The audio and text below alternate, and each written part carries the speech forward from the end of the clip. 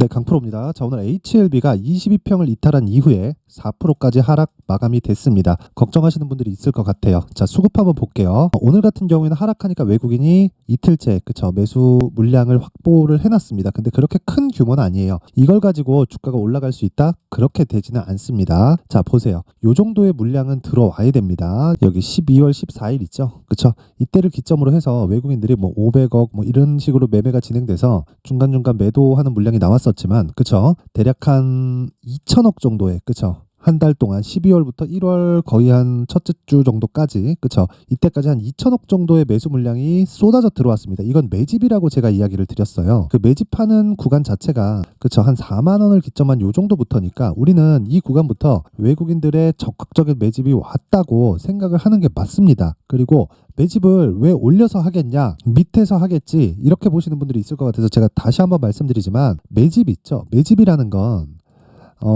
내가 물량을 모으는 행위를 매집이라고 하죠. 그런데 기간에 대한 부분을 생각을 해야 돼요. 그리고 매집하는 과정에서 주가가 빠지잖아요. 그럼 추가적으로 단순 물타기가 아니라는 겁니다. 그리고 예전처럼 주식시장이 단순하게 움직이지 않습니다. 미증시와의 관계 이런 이야기를 드리는 게 아니라, 예전에는요 정말 중형주 또는 소형주 이런 종목들이 지금 HLB 시가총액처럼 5조 7천억씩 이렇게 되지 않았습니다. 옛날에요 진짜 삼성전자가 20조 15조 많이 갈 때는 30조 이렇게 갔었고, 나머지 종목들은 1,000억 2,000억 좀 된다 싶으면 5,000억. 2015년 그쵸, 아직 10년도 안 됐습니다. 그때 한미약품이 시가총액이 4,000억 5,000억, 그쵸, 그거보다 더 한 1년 2년 정도 더 뒤로 가면 한미약품의 시가총액이 정말, 그쵸, 2천억 3천억 이랬었다고요. 그래서 세력들이 들어와서 충분히, 그쵸, 주가를 좌지우지하고 장기간 매집할 수 있는 상황이 벌어졌던 겁니다. 근데 지금 보세요. HLB 보세요. 움직임 보세요. 이거 급등주잖아요. 근데 시가총액이 이렇다니까요. 그쵸. 그리고 들어오는 여기 보고 외국인이 여기 검은 머리 외국인이다 이렇게 얘기를 하는데 상관없어요. 돈이 들어왔다는 게 중요한 거고, 돈이 들어오잖아요. 그러면 여기 들어온 자금들이 헤지펀드 자금 또는 펀드 자금, 그쵸, 집단의 자금이라는 겁니다. 그리고 명확한 목적성을 가지고 있어요. 그건 돈을 버는 겁니다. 돈을 버는 것, 그쵸.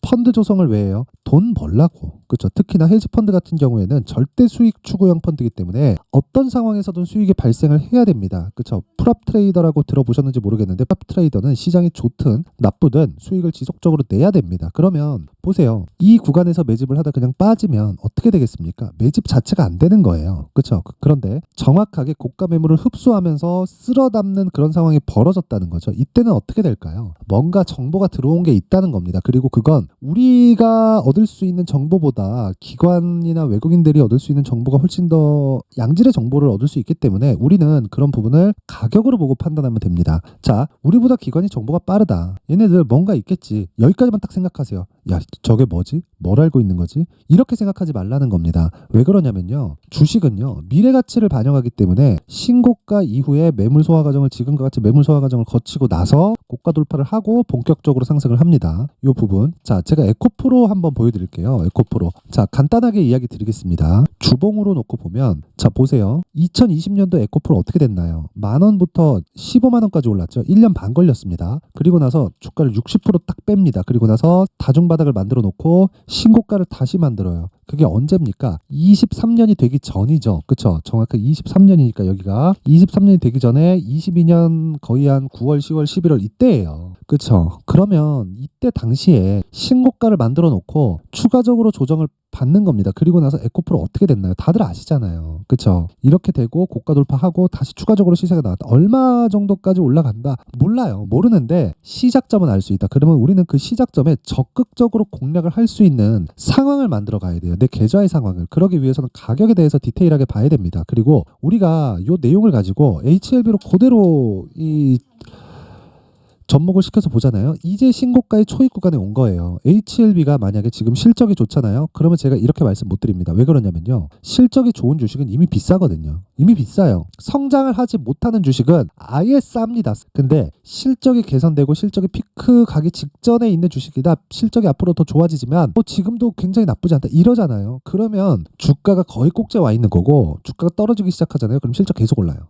하지만 성장은 하지 못하죠. 그렇죠. 실적은 좋아 예상치에 비해서 실적은 좋아요. 그러니까 이런 상황이 벌어진단 말이죠. 그러면 HLB의 지금 실적은 어떻습니까? 적자.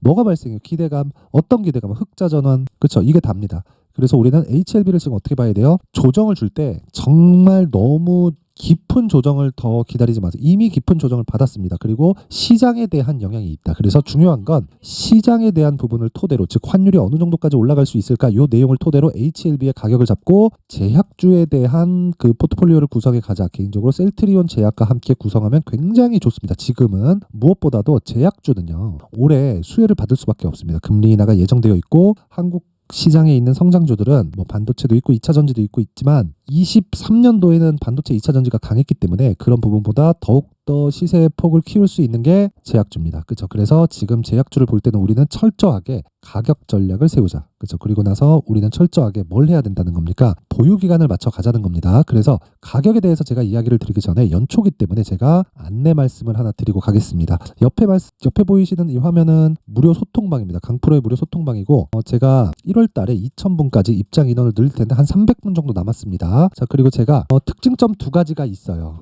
첫 번째, 무료로 진행한다. 왜 무료로 진행할까요? 전 채널 성장이 목적입니다. 그래서 그렇고, 두 번째, 신고가 종목만 매매한다. 그렇죠? HLB 지금 뭔가요? 신고가 종목이죠. 조정받으면 뭐예요? 눌림목이죠. 그렇죠? 눌림목 구간에서 뭘 해야 돼요? 대형주가 베이스로 깔려 있으면 내가 눌림목 구간에 매수할 수 있고 돌파 구간에 한 번 더 산다. 그렇죠? 그러면 여기서는 물량을 늘릴 수 있는 구간까지도 지금은 공략할 수 있고, 지금 제약주들의 움직임은 굉장히 좋습니다. 그래서 제가 계속해서 말씀드리는 게 신고가 구간에 있는 종목은 이미 돌아올 수 없는 강을 건넜다는 거고, HLB도 그것과 동일하다는 겁니다. 그런데 HLB뿐만 아니라 다른 신고가 종목이 있겠죠. 그 종목들은 어떤 식으로 진행이 되는지 한번 보겠습니다. 제가 딱 오늘을 포함해서 딱 세 종목만 딱 볼게요. 여기 보면 1월 15일 동방, 그쵸? 시장가 매수, 그쵸? 1월 15일 시장가 매수 어떻습니까? 장 시작 전에 진행이 된 거죠. 그쵸? 장 시작 전에 주문이 들어갔는데 이렇다는 건 어떻다는 거예요? 시가에 그냥 때려 박으라는 거죠. 그쵸? 그럼 시가에 체결됐다는 건데 오늘 어떻게 됐을까요? 오늘 상한가 마감이 됐습니다. 오늘 한 20% 정도의 수익 구간에서 끝났습니다. 그쵸? 내일 갭이 나오겠죠? 원래 저는 하락하기 전까지 안 파는데 내일 이건 팔 거예요. 왜 그래요? 아까 전에 말씀드렸죠. 신고가 구간을 거친 이후에 뭘 만들어야 된다? 매물 소화 과정. 그쵸? 즉 눌림목 구간을 만들어야 된다. 그래서 내일은 동방, 그쵸? 시가에 매도 주문을 넣을 예정입니다. 자, 그런데 1월 12일, 그쵸? 롯데정보통신, 흥하해운 이렇게 진행됐습니다. 롯데정보통신 먼저 보면, 자, 여기 보세요. 오늘 보합권에 끝났죠? 그쵸?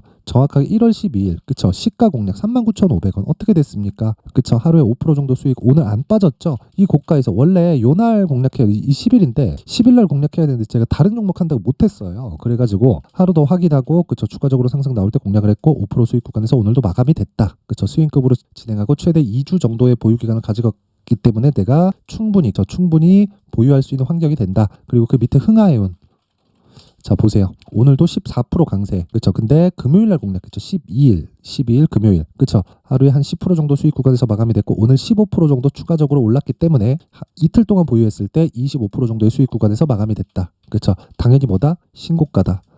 뭐 지정학적 리스크가 있습니다. 근데 그것보다 더 중요한 게 뭐예요? 그 전에 왜 신고가를 만들어 놓냐 이 말입니다. 그래서 제가 계속해서 말씀드리는 게 철저하게 가격에 의해서 보고 신고가 매매를 해야 된다. 정말 내가 매매하기 어렵다 하시는 분들은요, 이번 기회에 소통방으로 들어오세요. 저 긴 이야기 드리지 않겠습니다. 채널 성장이 목적이고요. 무료인데 구독과 좋아요, 그쵸? 이거 돈 드는 거 아니죠? 구독과 좋아요 꼭 좀 부탁드리고요. 상단에 있는 전화번호로 참여라고 문자를 보내주시면 제가 소통방 입장 링크를 제가 그 번호로 순차적으로 공유를 해드리도록 하겠습니다. 자, 연초 이벤트 하나 더 나갑니다. 제가 계속해서 신고가에 대해서 강조를 드렸기 때문에, 그쵸? 여기 신고가 검색기, 여기 나오는 롯데정보통신, 흥하해운과 같은 종목들을, 그쵸? 신고가 검색기를 통해서 제가 모두 포착을 하고 추적을 해 나간 내용이 있고요. 그리고 그 내용을 토대로 어떤 식으로 해야 될지, 그쵸? 여기 수익 모델에 대한 내용으로 제가 함께, 그쵸? 이런 식의 그 매매를 풀어가는 방법에 대해서 제가 준비를 해놨습니다. 이 내용도 채널 성장의 목적이기 때문에 구독과 좋아요 꼭 좀 부탁드리고요. 상단에 있는 전화번호로 참여라고 문자를 보내주시면 제가 그 번호로요, 소통방 입장 링크와 함께 신고가 검색기 그리고 수익 모델에 대한 내용까지 함께 공유를 해드리도록 하겠습니다. 자, 그리고 다시 말씀드리지만 신고가 외적인 다른 부분으로 인해서 내가 나만의 수익 모델을 절대 만들 수 없습니다. 진짜 절대 만들 수 없어요. 그래서 반드시 이해를 하시기를 바랍니다. 자, 그리고 다시 HLB로 돌아와서 보겠습니다. HLB로 돌아와서 보면요, 4% 정도 하락 마감이 됐습니다. 지금 종가 기준에서. 근데 제가 뭐라 그랬죠? 눌림목 구간이 진행되고 있다 그랬죠. 그리고 전체적으로 제약주들이 다 하락하고 있고, 그런 과정에서 2차 전지까지 약세를 보이고 있기 때문에 코스닥의 움직임이 상당히 안 좋습니다. 그런데 2차 전지는 구조적인 성장세를 보이고 있고, 그리고 고가 대비해서 60% 70%씩 빠진 종목이 수두룩합니다. 그렇기 때문에 그런 부분은 너무 그렇게 걱정을 가지지 않으셔도 돼요. 시장은 충분히 하락했고, 무엇보다 환율이 같이 동반해서 올라가고 있기 때문에, 환율이 동반해서 올라간다는 건 전체적인 시장의 가격 부담이 빠지고 있는 겁니다. 물론 확인을 하고 매수를 해야 되기 때문에 기다려야 되지만, 그 기다리는 과정에서 내가 가격적인 부분을 철저하게 체크를 하자. 그게 HLB의 가격 전략입니다. 무언가 정보가 있겠지. 그것보다 더 중요한 게 내가 얼마에 매수하는지예요. 그렇죠? 그 내용을 가지고 제가 HLB의 가격 그리고 단기 보유 전략으로 준비를 해온 건데, 단기 보유 전략 아까 전에 말씀드렸죠. 2주 안에 내가 처리할 수 있는 내용, 그리고 그 내용을 가지고 가격을 디테일하게 잡아야겠죠. 왜? 2주 안에 수익 전환을 시켜야 되잖아요. 그렇죠? 이 처리를 해야 되기 때문에 우리는 가격에 대해서 디테일하게 잡아야 된다. 분량이 무려 20페이지에 걸쳐서, 그렇죠, 상세하게 내용을 준비를 해왔는데, 영상에서 이야기를 드리면 너무 긴 이야기가 될 수 있습니다. 그렇죠? 그래서 제가 이런 식으로 내용을 준비를 한 거지만, 이것도 채널 성장이 목적입니다. 그렇죠? 그래서 이 채널 성장을 위해서 정말 구독과 좋아요 꼭 좀 부탁드리고요. 상단에 있는 전화번호로 HLB라고 문자를 보내주시면 제가 가격 그리고 단기 보유 전략을 함께 공유를 해드리도록 하겠습니다. 항상 시청해 주셔서 감사드리고요. 무엇보다 이 신고가에 대해서 제가 계속 강조를 드리고 있으니까 정말 이해를 해야 된다는 겁니다. 그래서 제가 12월 달부터 진행하고 있는 신고가 주도주가 있는데, 그 종목을 어떤 식으로 진행하고 어떤 식으로 수익을 보고 있는지, 그리고 앞으로 어떤 식으로 진행할 건지, 그 부분에 대해서 제가 내용을 상세하게 준비를 해놨으니까 영상 끝까지 시청하시고요. 모든 분들이 성공 투자하셨으면 좋겠습니다. 네, 올 한 해를 뒤돌아보니까 구간별로 큰 수익이 나왔었던 종목들이 꽤 많이 보입니다.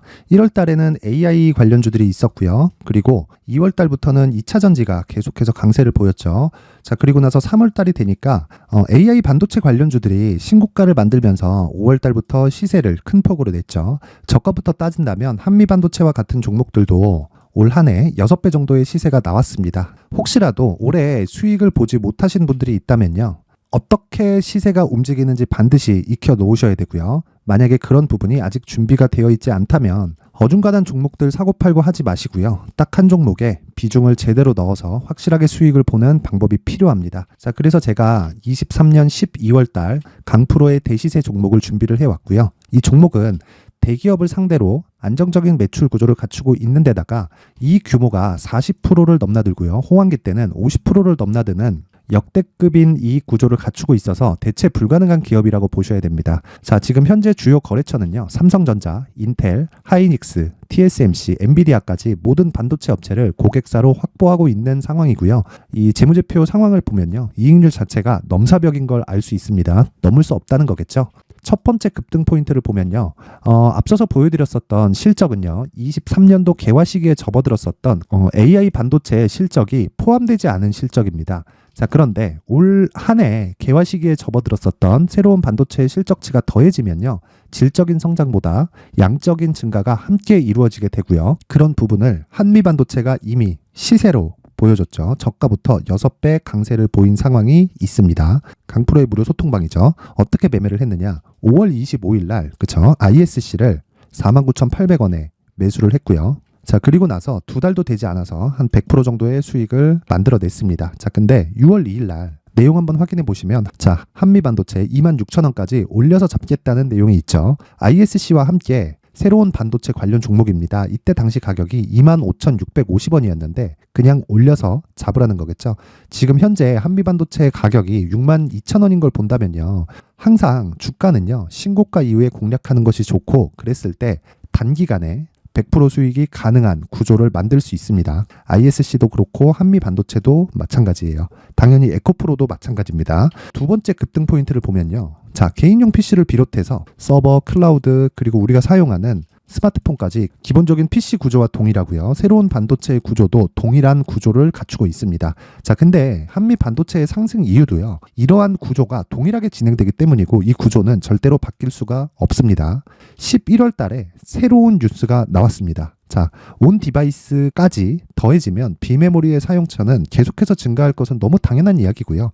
그런 부분을 감안했을 때 이 기업은요, 질적인 부분에 대한 성장이 아니라 양적인 증가까지 이룰 수 있는 상황이 된 겁니다. 한미반도체의 시세를 보면 아직은 굉장히 저렴한 상태를 유지하고 있고요. 세 번째 상황을 보면요. 엔비디아의 실적인데요. 이건 올해 초 대비해서 4배 정도의 상승폭이 나왔고요. 주가도 그 정도가 당연히 올랐죠.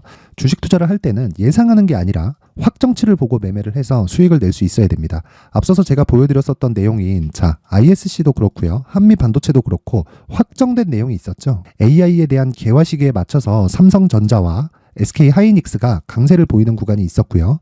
엔비디아가 강세를 보였습니다. 삼성전자도 그렇고 하이닉스도 그렇고 엔비디아도 마찬가지고요. 생각해 보시면 세력들이 어찌할 수 없는 정도의 사이즈를 가지고 있는 그런 종목들이죠. 그렇기 때문에 제가 계속해서 이야기를 드리는 겁니다.